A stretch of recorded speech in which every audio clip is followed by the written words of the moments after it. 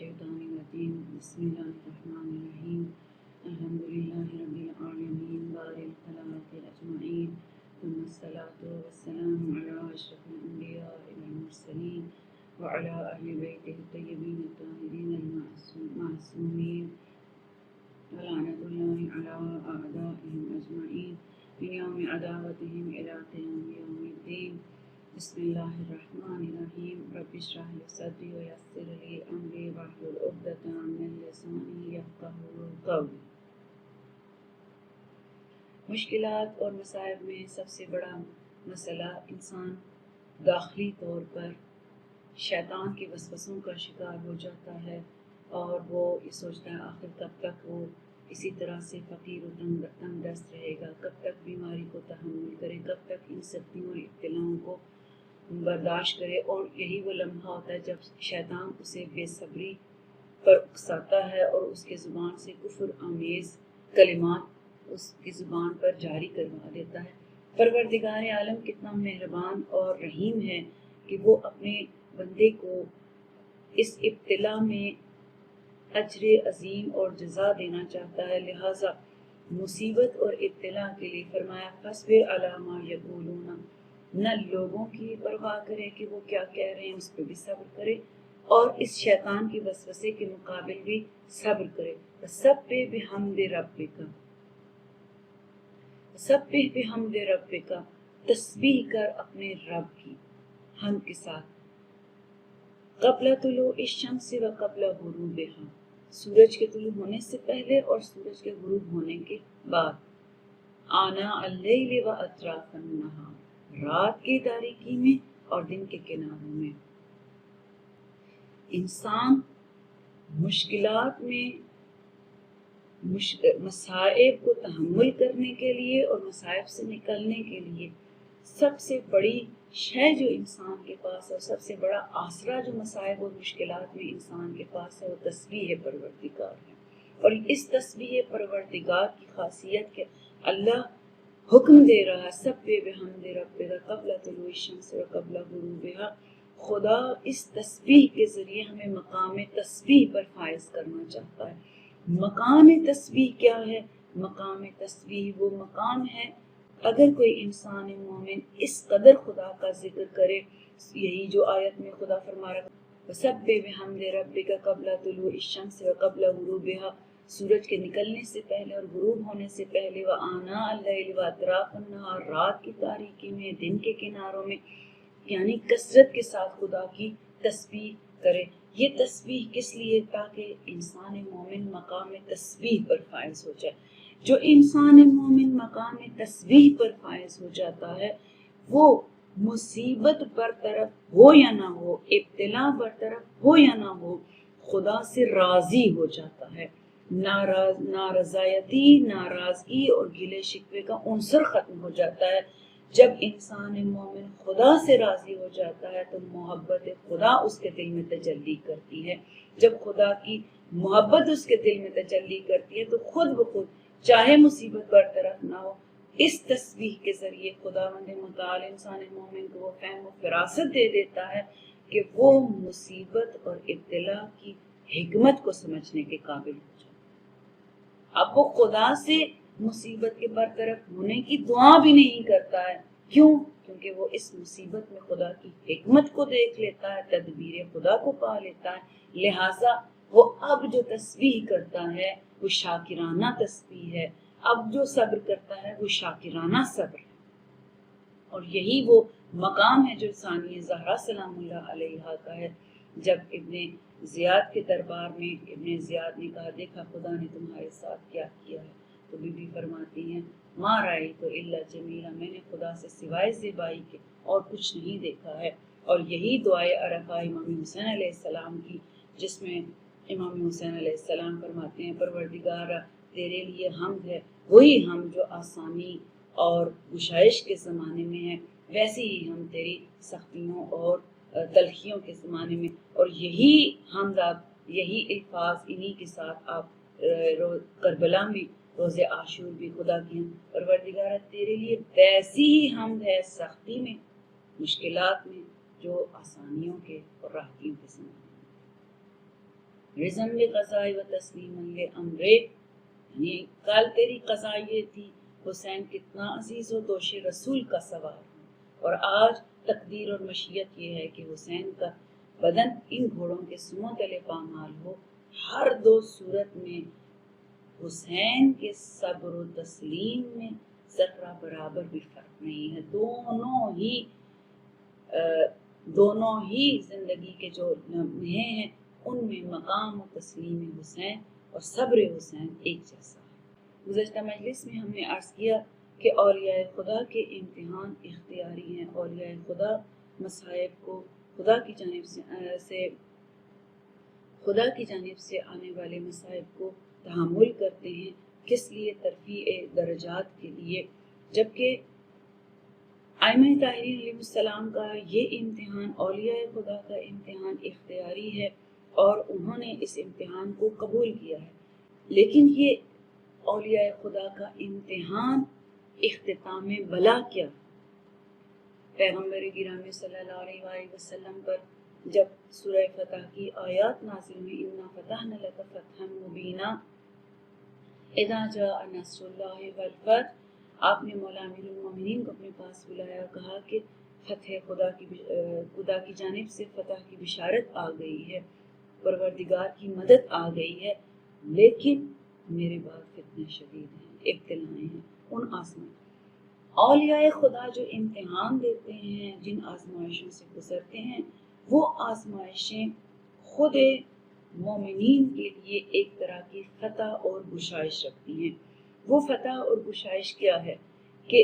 در حقیقت ان کی مصیبت اور ابتلا رحمت الہی کے نزول کا باعث بنتی ہے، اور یہ رحمت ہے یہ وہ رحمت ہے جس کی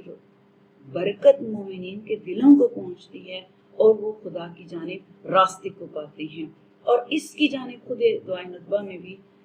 معصوم نے اشارہ کیا، الحمدللہ رب العالمین وصلی اللہ علی سیدنا محمد نبی وآلہ وسلم تسلیما، اللہم لک الحمد علی ما جرا بہ قضاؤک فی اولیاء، پروردگارہ ہم تیرے لیے ہے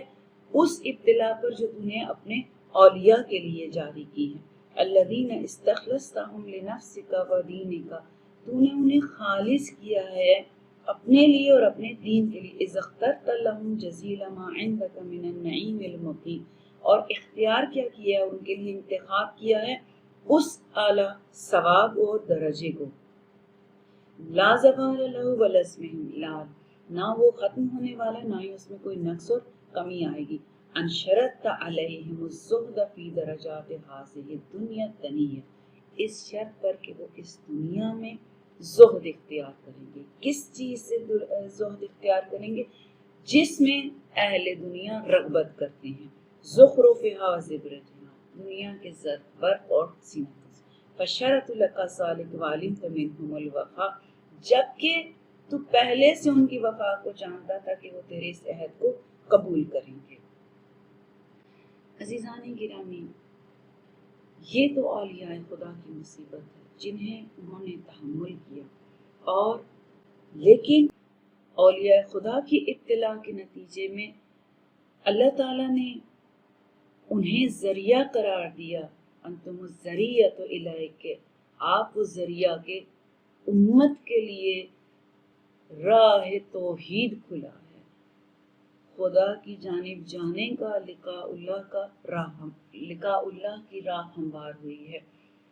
لوگ اس راہ کے سالک بن سکیں، خدا کی طرف جانے کے لیے آمادہ ہو سکیں اور اس راستے میں ابتلا کو قبول کریں۔ اہل بیت کی مصیبت کا ایک حصہ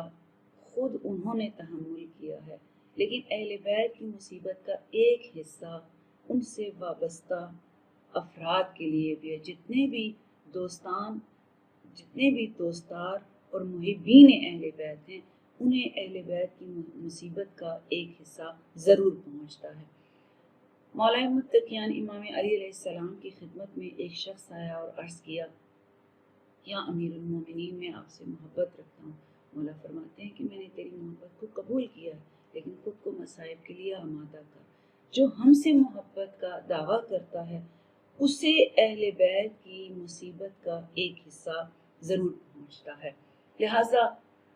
جتنی بھی اگر اس وقت ہم دنیا میں دیکھیں تو جتنی بھی نعمتوں کی فراوانی ہے، آسائشیں ہیں، راحتیاں ہیں، وہ نعمتوں کی کثرت ہے، وہ سب کی سب دشمنوں کی طرف کفار اور مشرکین ہیں، یعنی جو لوگ خدا اور اہل بیت سے دور ہیں۔ خدا اور اہل بیت سے جو دور ہیں وہ لوگ نعمتوں میں غرق ہیں۔ کبھی کبھار یہ دل میں وسوسہ آتا ہے کہ جنہوں نے خدا کو چھوڑا ہے اور شرک اور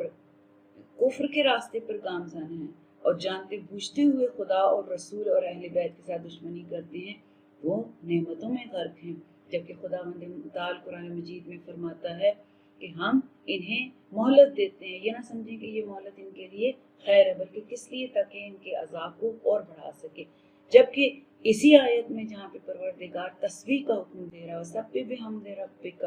قبل طلوع الشمس وقبل غروبها وآناء الليل وأطراف النهار ولا تمدن عينيك إلى ما متعنا به من أزواجهم زهرة الحياة الدنيا۔ خدا مومنین سے خطاب کر رہا ہے کہ اپنی آنکھوں کو ادھر نہ لگا لیں جنہیں ہمیں دنیا کی رعنائیاں دی ہیں، جنہیں ہم نے دنیا کی زینتیں دی ہیں۔ رزق رب کا خیر و ابقا، خدا کا رزق باقی رہنے والا اور بہترین ہے۔ بس پروردگار مومنین سے کہہ رہا ہے کہ اپنی آنکھیں ان لوگوں کی طرف نہ لگائیں جنہیں ہم نے دنیا کی رعنائیاں، زیبائیاں اور نعمتیں دی ہیں۔ یہ مومنین کا امتحان بھی اختیاری ہے۔ اگر وہ اہل بیت سے وابستہ رہنا چاہتے ہیں، اہل بیت کے سوا کسی کو اپنا محبوب نہیں جانتے، اپنے تمام احساسات اور اپنی تمام محبتوں کو کے قابل اہل بیت کو جانتے ہیں، تو اہل بیت کی مصیبت کا ایک حصہ مومنین کو ضرور پہنچے گا۔ امام صادق علیہ السلام فرماتے ہیں جب یہ آیت نازل ہوئی فاصبر علی ما یقولون وسبح بحمد ربک قبل طلوع الشمس وقبل غروبها وآناء اللیل واطراف النہار ولا تمدن عینیک الی ما متعنا به من ازواجہم زہرۃ الحیاۃ الدنیا، کہ جب یہ آیت نازل ہوئی تو رسول خدا صلی اللہ علیہ وآلہ وسلم مسجد میں آئے اور خطاب فرمایا اور لوگوں کو احساس ہوا کہ گویا آپ بہت اہم بات کرنا چاہتے ہیں۔ فرمایا من لم يتعز بعزاء اللہ تقطر نفسه علی الدنیا حسرات، جو کوئی خدا کی تعزیت اور تسلیت پر راضی نہیں ہوتا ہے اس کا نفس ہمیشہ دنیا پر حسرت کھاتا رہتا ہے۔ جب بھی ہم کسی کو مصیبت میں مبتلا دیکھتے ہیں تو تسلی دیتے ہیں۔ مثلا اگر کسی کا کوئی عزیز اس دنیا سے چلا جاتا ہے تو ہم کہتے ہیں کہ یہ دنیا فانی ہے، سب نے جانا ہے۔ یا کسی کو غربت اور تنگدستی میں دیکھتے ہیں تو ہم کہتے ہیں خدا کو آپ کا صبر پسند ہے، سدا یہ دن نہیں رہیں گے۔ بہرحال تسلی کے جو جملے ہو سکتے ہیں، در حقیقت رسول خدا صلی اللہ علیہ وآلہ وسلم اللہ کی تسلیت اور اللہ کی جانب سے تسلی کا پیغام مسلمانوں کو پہنچا رہے ہیں کہ خدا تمہیں تسلی کیا دے رہا ہے کہ مصیبت اور ابتلا میں تسبیح پروردگار، اور جو کوئی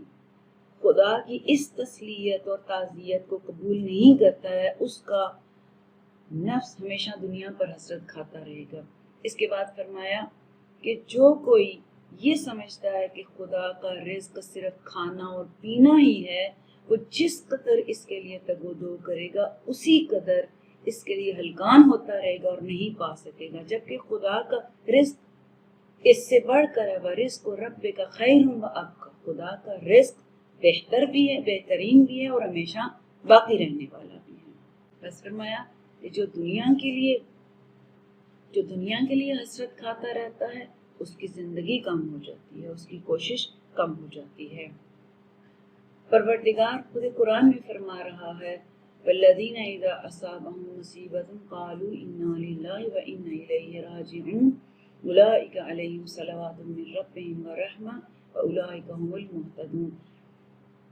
इस आयत में जिन लोगों पर मुसीबत आती है और क्या कहते हैं हम खुदा की जानिब से हैं और खुदा ही की तरफ लौट कर जाने वाले हैं, रिवायत मासूम में है, मासूम फरमाते हैं कि 3 नेमतें परवरदिगार ने उनके लिए बयान की हैं, मग़फ़िरत, रहमत और हिदायत। अगर इन 3 में से एक भी चीज़ फरिश्तों को दे देता तो फरिश्ते राज़ी हो जाते। लिहाजा मुसीबत और इब्तिला में परवरदिगार की जानिब से बेहतरीन ताज़ियत, तस्लियत, पैगाम और इनाम मोमिन के लिए तस्बीह का है, और तस्बीह की कसरत इंसान में मोमिन को मकाम तस्बीह तक ले जाती है। किस कदर बंदगी खुदा, तस्बीह खुदा वजूद इमाम हुसैन अलैहिस्सलाम में रासिख और तस्बीत शुदा है कि आपकी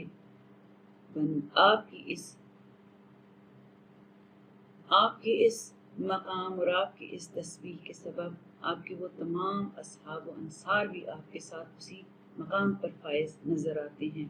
कि शुहदाए करबला के से बढ़कर किसी का रुतबा नहीं है। अगरचे करबला वालों ने जब से करबला की सरजमीन पे कदम रखा है उससे पहले भी वो अहले इबादत होंगे और वहाँ पर भी इबादत कर रहे हैं, लेकिन जो शब आशूर लिए ही वो रात इबादत के लिए गई है।